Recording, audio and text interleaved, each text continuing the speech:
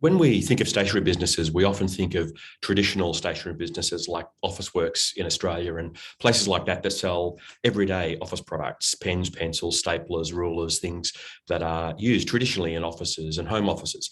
I've been to two stationery businesses recently, one in London and one in Los Angeles, that play against that model, that play against that expectation. And I just want to take you with me on a journey through some photos and just share the experiences of why I found those particular stationery businesses interesting and how I think they present to retailers an opportunity to play in stationery that's not your mass type stationery, not your Officeworks or mass retailer type stationery. My name is Mark Fletcher. I'm the owner of Tower Systems, point of sale software company for indie small business retailers like stationery businesses, newsagents, gift shops, things like that. I also own retail and I own News Express, which is a terrific marketing group helping newsagents imagine their businesses.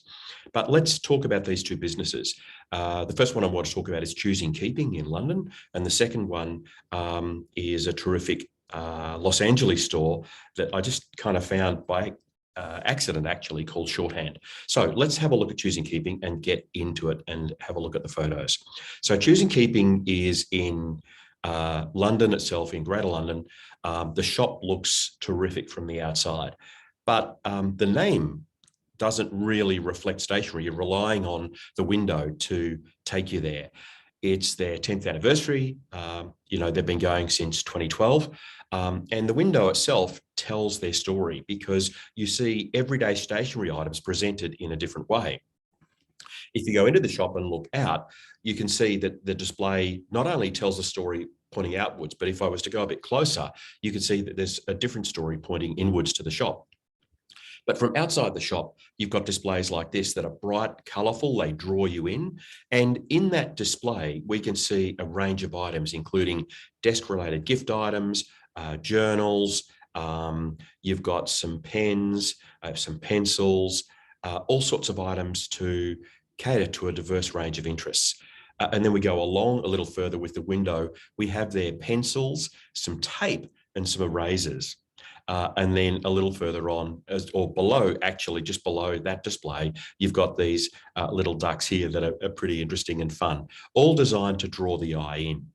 Now, from the inside of the shop, looking at the window, as I said, there's a different story there. So you've got these marker pens, they're easily purchased. They're grouped by colour, they're in a little mug, and it's an easy shopper experience, a delightful shopping experience. You've got rulers that are presented in a non-traditional way for rulers. All of this, from a retail point of view, is about presenting stationery in a very fresh way, in a way that makes it more appealing and more accessible for somebody who isn't necessarily going to the shop to buy stationery. They go to the shop because it's a cool shop, and then they have this experience where they see these different items presented in this way.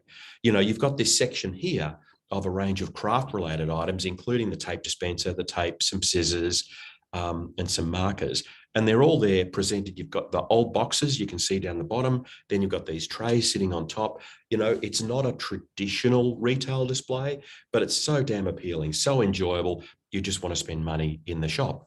They've got this beautiful round table with journals on it, and then it's arranged like flower petals. The journals are the petals, and then you've got the pens, and then in the middle, of course, you've got a vase with some flowers in it. Just a terrific story that presents really, really well. On the wall behind that, you've got the sheets of wrapping paper that are just absolutely beautiful, really beautiful quality, presented well, easily shoppable, and the kind of wrapping paper you're not going to see in other businesses that you might happen to visit looking for stationery.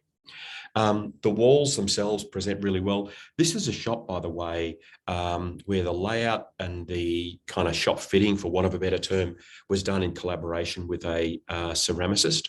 And they've really made some very clever choices. This wall, for example, they've got the brick effect on the walls, and you've got these little small wooden shells for the greeting cards. The cards are presented so well, so beautifully. And you can see they just sit there on that little shelf jutting out from the wall. Looks absolutely fantastic. And then you've got where they're not able to display necessarily everything full face, you've got different packs available that you can flick through and have a look. The counter itself is just a wonderful, joyful place for all things stationery, including stickers and pens and pencils. It's really easy to get to the counter and want to add things to your basket.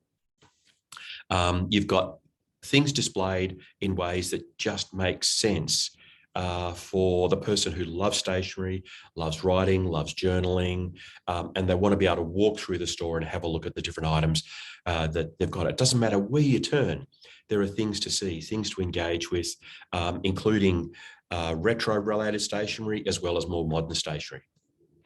And then just when you think you've seen everything, you've got these wax melts and you've got the little models so that you can create these. Absolutely fantastic. These wax seals are a true delight and a really nice way to kind of cap off visiting to the store.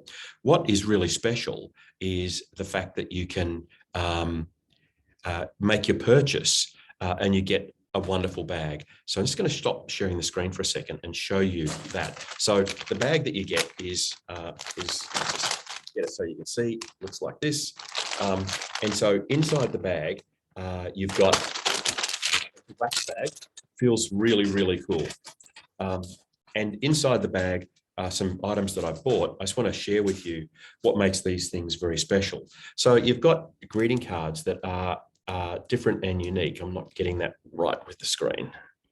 Greeting cards that are different. This is trail signs that you can see on the American Trail. Or you've got this beautiful, absolutely adorable bird card that has got a finish to it that is truly stunning. The bird itself is really quite embossed and raised. You know, you've got fun cards like this one here. That's not working, is it? There we go. This fun card. It's a kid's birthday card, you know, and it's one of those things that I bought it because it's just so beautifully printed. I'm going to be able to give that to my grandson. And then they've got little journals like this, beautiful small leather cover, very few pages. It's not very big. And I bought it not because I needed a little journal, but because I just thought it looked amazing.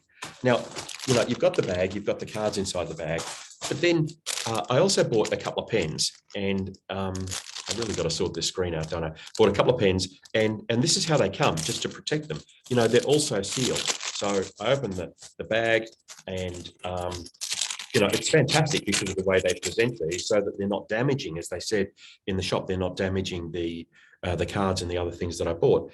So you've got the pens like these. Everything is barcoded, makes it very easy to purchase. You know, they've got the Pentel product, and which is really branded. But from the whole experience, from everything that I bought, everything presents so well and so interestingly. And I guess that's the point about choosing keeping. It's for people who love stationery and enjoy discovering stationery that they may not see somewhere else.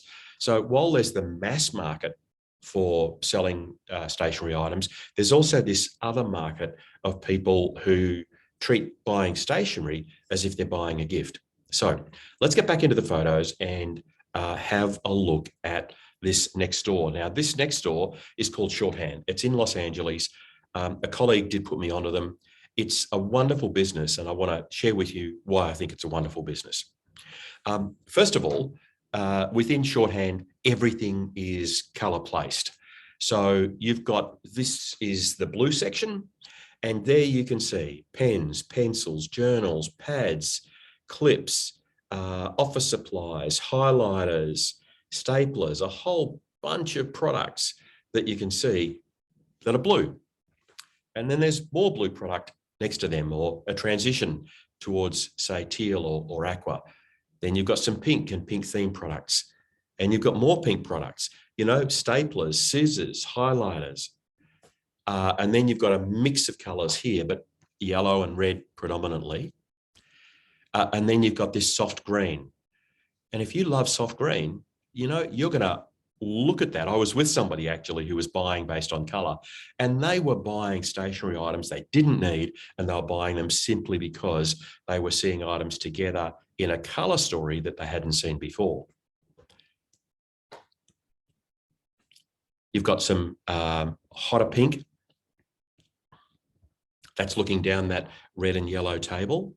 I mean, it's fascinating to me the extent of, for example, yellow product that they've got access to and are brought together to tell this story that I wouldn't have thought of putting into my shops that happen to sell stationery. And then you've got black, basic black, absolutely fantastic story, really solid on this very simple table, sitting in the middle of the shop. And then you've got the browns. Again, the browns tell a good story. And towards the back of the shop, you've got these wonderful bags that are just beautiful gift bags for people to buy. On the wall, you've got these cards. The cards are all displayed full face, makes it very easy to shop. And a lot of the cards they design and make themselves. And you've got a bit of wrapping paper that you can easily purchase to go with whatever else you happen to have bought in the shop. And then they've got this wrapping station where they've got ribbon and things like that to help you really dress up your gift. But this is the jewel in the crown. This is at the back of Shorthand. And it's a letterpress. And you can go and watch them do their work. And it's absolutely fantastic. And they will talk to you about it while they do it. They talk about the design process, the printing process. It's a very immersive experience. And the smell's there. And on this particular trip when I was there, I was with somebody who had owned a letterpress previously, and their face just lit up. They just loved the experience of happening to see this. It was just a wonderful, wonderful joy to see and to be there. So two very, very different businesses, one in Los Angeles, as I said, and one in London. And the thing is, there's no doubt that there's a place for traditional, everyday office supplies. Copy paper, pads, pens, pencils, staplers, paper clips, post-it notes, all those sort of things. And there's a place for those businesses that kind of price them in a mass type way and present them in a mass type way. But there's also a place for this other shopper, this other experience where it's all about discovering stationery that you buy just because you like good stationery. And discovering stationery and you buy because of the color or because of the brand depth. And so visiting those two shops reminded me that people buy stationery for a lot of reasons, a lot of different reasons beyond core functionality. I'm a good example of that. I bought journals that I probably won't write in for a long time. I bought pens that I probably won't use for a long time. But I bought them because I like the colors, or because I like the size of the journal and the look and the feel of the journal. And that's the thing. Historically, those of us who are in stationery have ranged stationery because we think that we need to range what people are going to need today, what they're going to use, what they need for a function. But then there's this other shopper. And if you look at Choosing Keeping and you look at Shorthand, both of those are businesses that range for the shopper who is less about today and is more about buying for their heart. Because they're buying for their heart, they're probably happier to pay a higher price. And they're probably going to have a deeper basket. When I was at both of the shops, watching the different customers who are spending money there, they were buying 7, 8, 9, 10 items in a purchase, and they weren't looking at the price. And so I think that's interesting. I'm not saying everybody doing stationery should head down this path. All I'm saying is these two stores are doing it really well. They're not doing it alone. There are other stores doing it well as well. But Choosing Keeping and Shorthand are both really interesting shops. I found them inspiring and appealing. And I hope the information that I've shared has been useful to you as well. Thanks for watching.